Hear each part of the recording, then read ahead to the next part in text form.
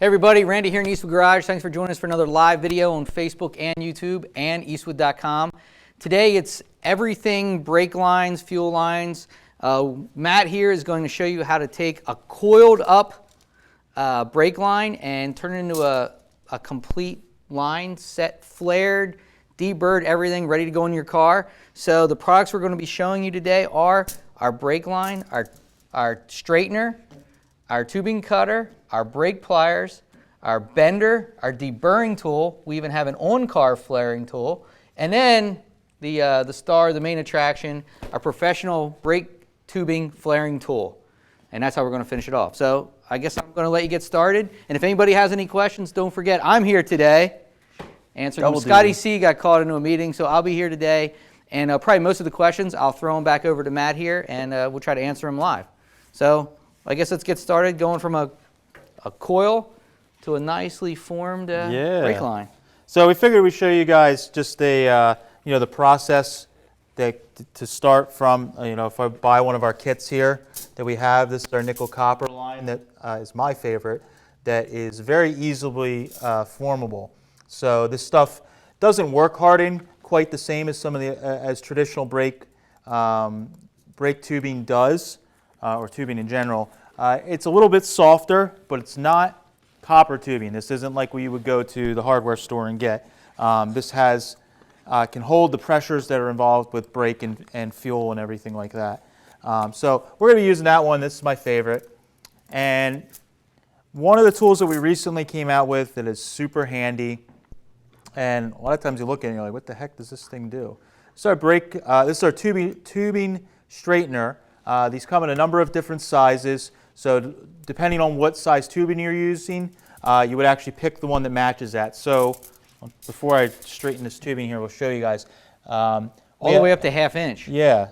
So you can do your monster fuel lines if you're doing them on your car. But these have little grooves actually machined into them on all sides. So that's the little secret there. And they all roll together and straighten the tubing. So we got our coil of tubing here. I'm going to fit it in there like so. Let's see if I can get this. And pretty simple. You can go back and forth if you want to really get it fine-tuned. But I'm not doing a monster piece here. But you could straighten a whole piece of coil like this. Now, before we had this tool, I was doing all kinds of methods to try and get this to work, and nothing was this nice. I mean, that quickly we got a really nice straight brake line. Required, basically no effort. And another thing that's nice for this is if you have a piece of brake line, like say you're repairing something on a vehicle, and you need to cut off a section or something like that, and it got a little tweaked from you messing with it, you can, if the flare's cut off already, you can take a pass with a tubing straightener and run it back over it. Even it doesn't have to be brand new brake tubing. You can run it back over it and straighten it back out. So it's really nice. It doesn't have to be just for brand new. If you guys are doing, if you're in the repair industry, if you're a technician, this is a good one. You can straighten the line back out, get it to fit against the rocker of the car or the frame like it's supposed to, and it's only a couple seconds. Quick tip, quick step. So I'm going to cut a piece off here. I have our tubing cutter here. So this guy has, a lot of people probably know what this is, but if you're just starting out in this hobby or industry, it has 2 rollers on the top and has a sharp roller on the bottom. And as we tighten it up, it's going to tighten down on the tubing. You want to do a gradual, so we're going to spin it around and you tighten it up a little more, spin it around and keep tightening it. You can damage the tool, especially if you're doing stainless or something like that and you just try and crank this all the way tight. You can actually put little flat spots in the bottom roller or the cutter, which isn't good. But you put this guy on here. And this one I have right here that we're featuring today is suitable for stainless steel. Even has a little fancy sticker that reminds you that, so it knows it's superior to all the other cutters in your toolbox. Give them a complex. So doing a couple spins, tighten it up each time as I go. just to gradually cut. and you'll feel it loosen up. There we go. Knock a piece off. So we got our line straight here, ready to go. Now I always suggest to use a tubing cutter. A lot of times before tubing cutters were as popular, as easy to find, back in the day, people were using hacksaws, cut-off grinders, stuff like that. One of the keys to getting a nice flare is having a nice straight cut on your line. So if you cut this crooked, your flare is going to be crooked, and it's not going to seal correctly into the, into whatever you're tightening it down into. So make sure you're cutting it straight. A cutter like this is going to make sure that that's how it is every single time. So we have our flares here. We're doing a double flare today. So if you're working on a piece that's on the car, it's, I've done it before, everybody's done it, but if this end is already capped off, you need to make sure you put your flare on first. But since we got a piece here that's straight on both ends, we don't have to worry about that. So if you need to make bends, just trying to do this by hand, what you're going to do is you're end up going to put a real harsh bend in this if you're trying to just bend it by hand. It doesn't work very well, and especially if you're trying to mimic either original lines or you're trying to get something that that flows really well. Having one of these two bending tools that we have here is really handy. So we have this one here, and I use this one. This is more, for me, I use this more for fine tuning. So if I am trying to get this into, say, a wheel cylinder, or I bent something up and maybe when I was routing it through the car or the chassis, it doesn't quite fit right, you can take this and just tweak a little bit and bend to get an area bent. So what it has, well, I'll show you before I bend it here. It has little curved sections of the jaw here where you can actually put it in and you can bend against those sections, and it's not going to kink the tubing real bad. It's going to give you a nice small bend in there. You can get a pretty tight radius with this as well, which is nice. So if we want to just do a gentle bend there, like so, we can do one of those, which is nice. So again, I use this for when it's in tight areas where I can't get a real nice bend with a tool like this. I will use the pliers. So this little guy here, this is one of these tools like a Chinese finger trap that when you get it, you're like, how the heck do I? So, but this is really handy once you figure it out. This thing is really, really handy. It makes beautiful bends. So on the side of it, it has actually like a degree marks on the side here, so you can get yourself, if you are accurate enough and you know exactly what you need, you can watch it as you bend it. So it also has, for the different sizes of tubing here, has little notches and also the seats where it sits. Since we're doing 3/16 today, we're going to be doing a smaller one here. So let's say we want to go the other way. So you put this is a two-hand wheel, and I usually stand it on its handle like this when I'm working by myself here. So, there we go. So you get it in like that, and when it's seated, once it's seated, I like to hold it like this. This is just, I'm always working by myself, so this is what I like to do. So I'll get it in place like this. You can even clamp it into something if you have to.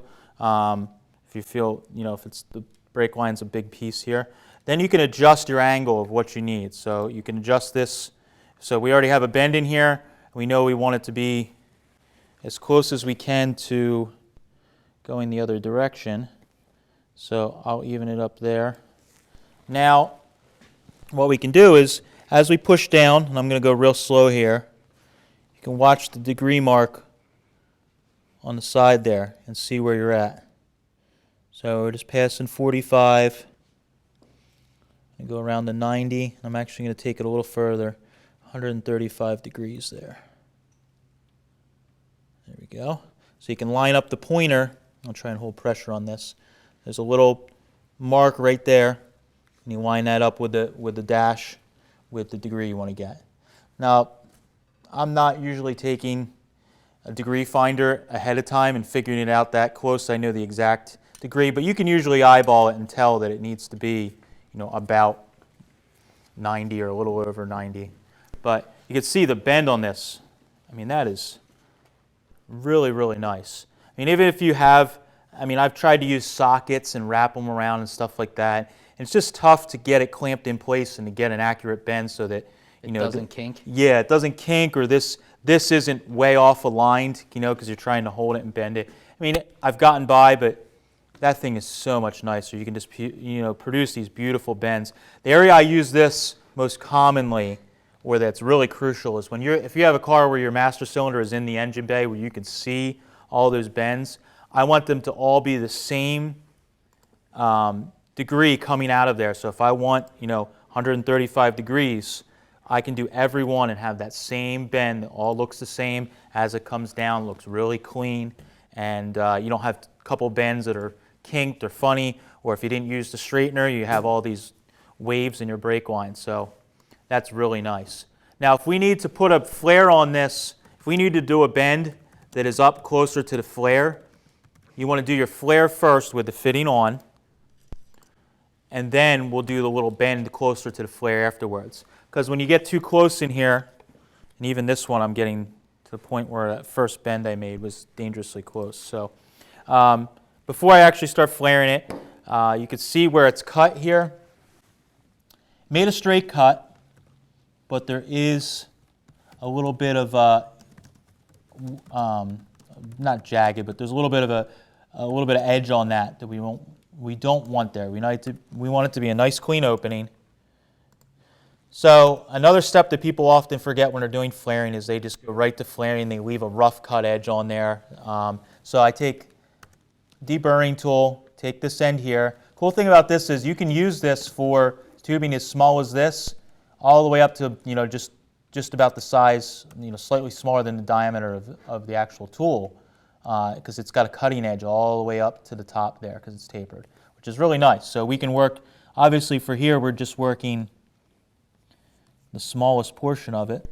So this nickel copper stuff is really nice. I don't have to press really hard. If we're doing stainless, there's a little bit more work involved. But you can see so we got a nice clean opening there, ready to go. Got our flare on first. I don't know how many times I've forgotten that. Me and Cody did last time we did live. After we're like, don't forget to put your nut on first. Yeah, that always. 2 minutes later, we forgot. Yeah, that's all too common. That's especially working in the garage by yourself. You got a beer or something like that. Friends are over. You walk away. Anyways, so the first step here. Well, actually, what we're going to do is there's a few things you can use. You can use brake fluid to lubricate. Our tool does come with some lubricant with it. That's nice. I've used PB Blast, things like that before. Just you should put something, especially if you're doing stainless and even, you know, just normal steel brake line, as well as the nickel copper. It's good to put some sort of lubricant on there. So you can either put it on the brake tubing itself, or you can put it on the die itself. So I'm going to put on the die itself before we flare here. So I'm going to put this in, and I'm going to move the tool here a little bit so Joe can get in here. So I have it on operation 0, which is just a flat edge, and I'm just going to put mild tension on the tool here, so I can still rotate the brake flare around, or the brake tubing around, without a problem. And this is what I was talking about in here.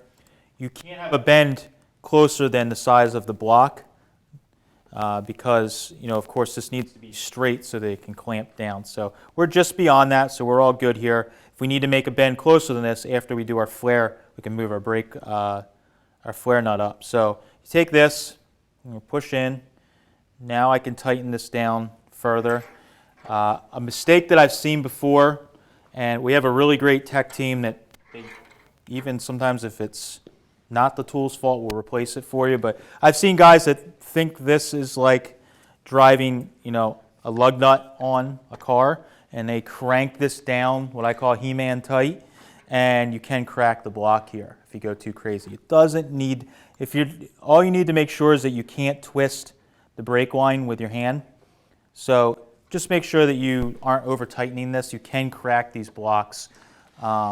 Usually the tech guys are pretty nice, and the tech guys and gals are pretty nice, and they will give you a replacement.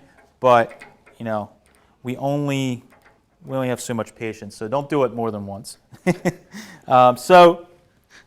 Or at all, actually. But you'll make a great father someday. Yeah, don't do that. Do as I say. Don't do it more than once. Actually, don't do it at all. Yeah. Do as I say, not as I do, kid. All right, so got the die here. I schmutzed on a little of the lubricant here. So depending on what you're doing, I'm putting it on the die here, just so that it's got some lubricant on it. You can put it on the brake line itself. You can spray on a lubricant if you're out of this. That's fine. So we're going to go to operation 1 here. 3/16. We got this tightened down. So another thing that I often see with people that are using this tool is they think that you have to hang on this handle. Especially with this nickel copper, you can really feel when you get to the stop. So pull, pull, and it stops. I mean, you feel it stop, but you can, if you hang on it, you can over flare it. I mean, it can happen, and you know, if you really hang on it, you can, but you'll feel it definitely stop. And that extra little pull that you do is usually what over flares it and causes a problem. So that's done. Now we're going to go to operation 2. I'm going to just schmutz a little more on here. That's my word of the day. 3 pulls of the handle and you got yourself a flare? Yeah. Now, we're doing this nice and slow so you guys can see everything. I'll do the other side real quick. So again, you're going to pull. The operation 2 doesn't pull as far. That's one other thing to remember. The other one we went close to 90. This one not even close, and we're feeling the stop here. Again, if you pull too hard, it's going to over flare it and possibly crack it. It's going to deform it, and it could possibly cause problems with the flare in the future. So loosen this. Got a little quick release here. Wiggle it. And I forgot a rag here today, but I can clean this out, no problem. Got my fancy rubber gloves on. All right. So that's the first flare we did there. Really, really nice flare. You can see the brake line, or the brake flare fitting is nicely seated on there. When we pull that in, it's going to pull everything tight. It's going to seat into the actual fitting in the master cylinder or wheel cylinder, whatever you're using this on, and there'll be no problems. I can guarantee you this won't leak. So again, to circle back on the one thing I was mentioning, if you have to tweak it further, so say maybe that it does require a bend that's up in here, this is the time when you do it. We want to do this after you actually flare it, because at this point we're already good. This is locked in place. Now we can take the tool and we can do a bend right here. Oh, let me spin it around like so, and we will do a little bend there.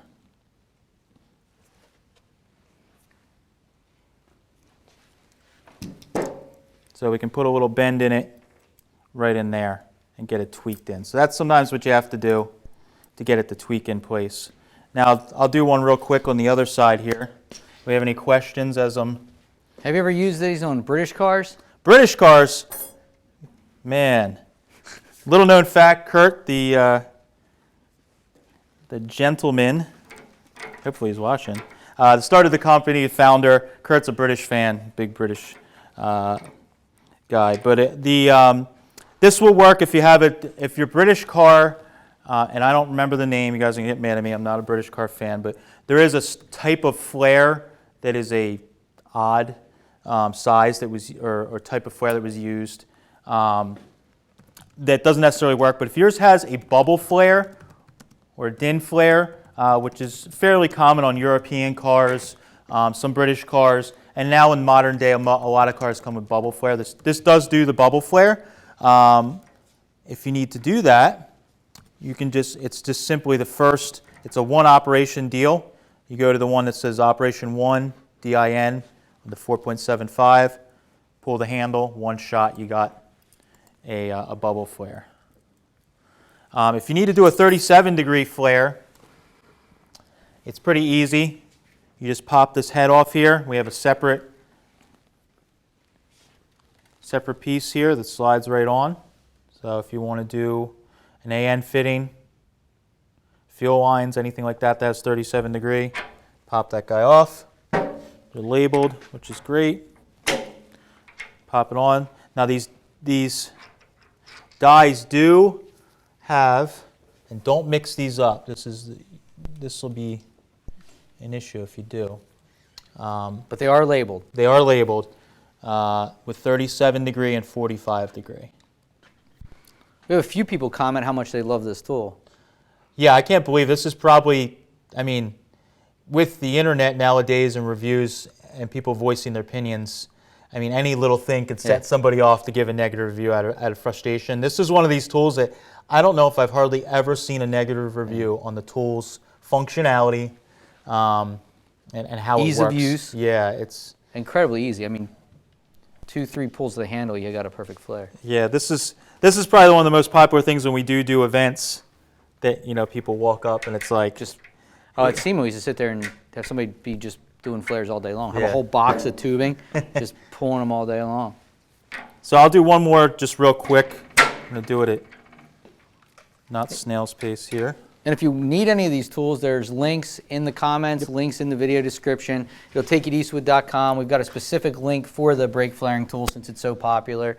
And then we've just got a link that'll take you to our brake flaring forming page that has all these tools, brake lines, everything you need, even some other stuff that's not here today.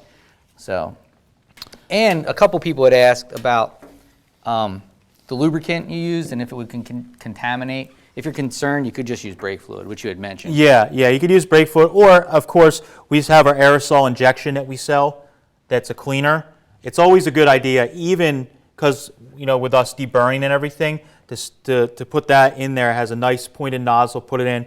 You can shoot it through, and it'll just flush all of that out. So if you're worried about some sort of contamination, I do that just as a general practice because I'm more worried about, if anything, you know, the stuff that's floating around in there from you deburring or cutting. There's a can right next to that floor pan, next to Cody's floor pan. Yes, there is. I'm not start spraying it, but let's just, should we? Yeah, well, we'll see what happens.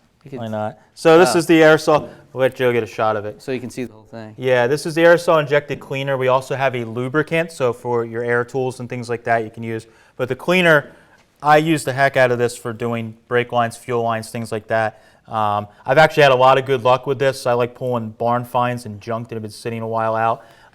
And I've cleaned out original brake lines that aren't rusted out with this. It has the pressure that you can punch out all the junk that's in a fuel line or in a brake line by just using this because it has incredible pressure. I'm going to try not to... Paint guns? Paint guns, yeah. Popular Mechanics Editor's Choice Award like 3 years ago. Yeah, they like that at SEMA. All right, you ready, Joe?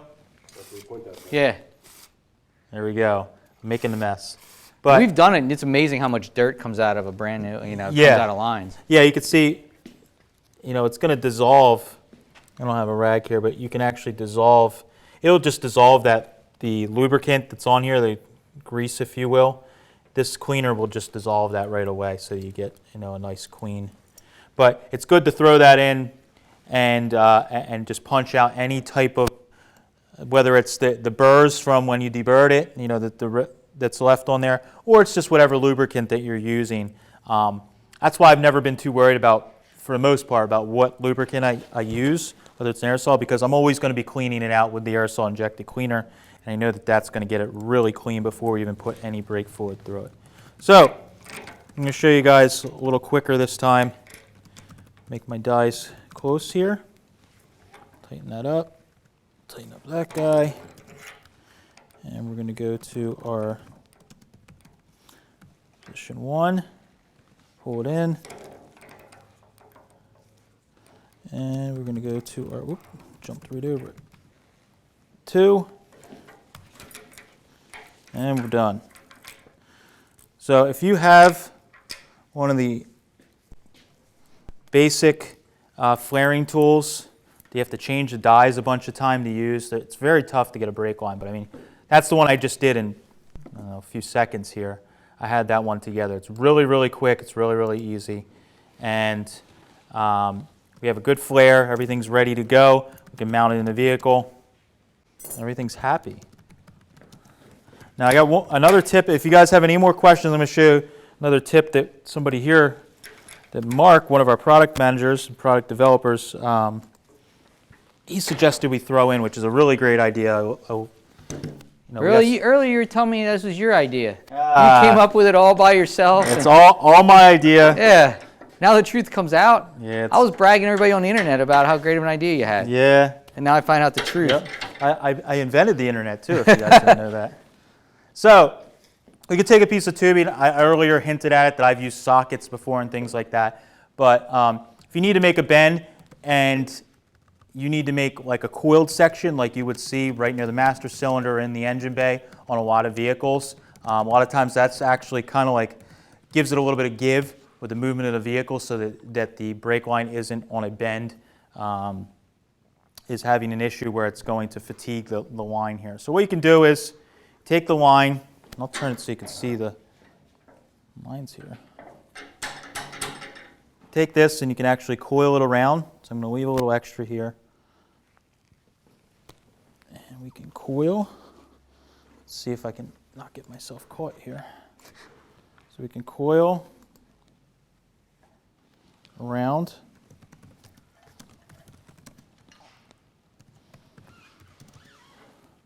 Like so. Like this.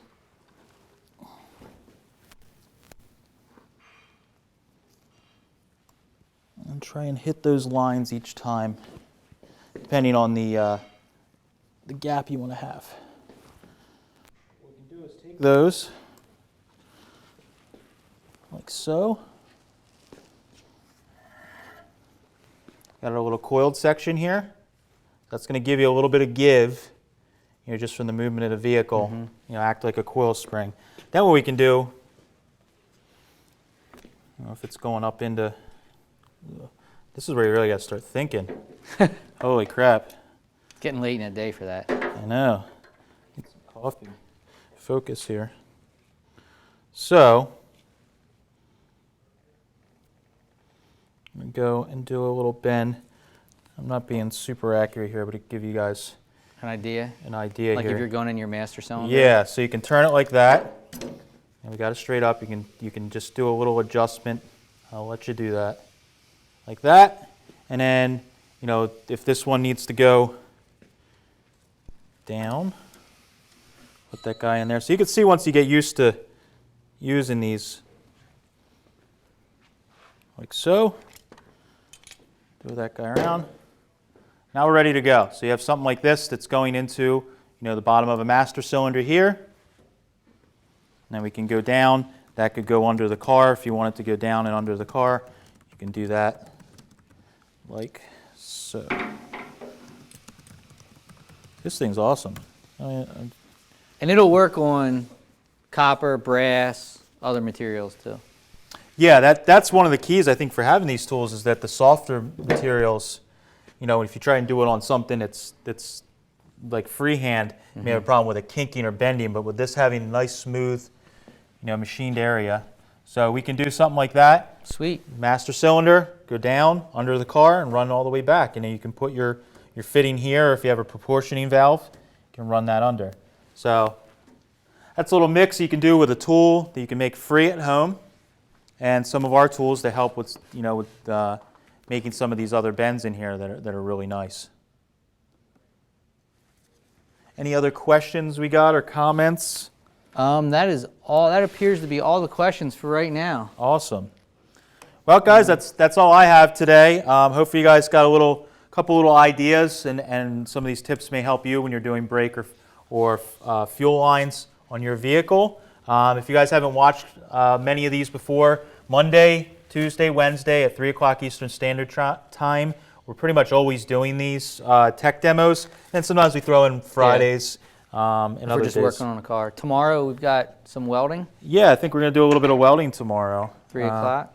So again, 3 o'clock, join us again, and we will, if you have any other questions or ideas for future broadcasts, drop them in the comments or tomorrow, and we'll do our best to answer them or do a video on it. So thanks guys for watching. I'll catch you later. See you tomorrow. See you.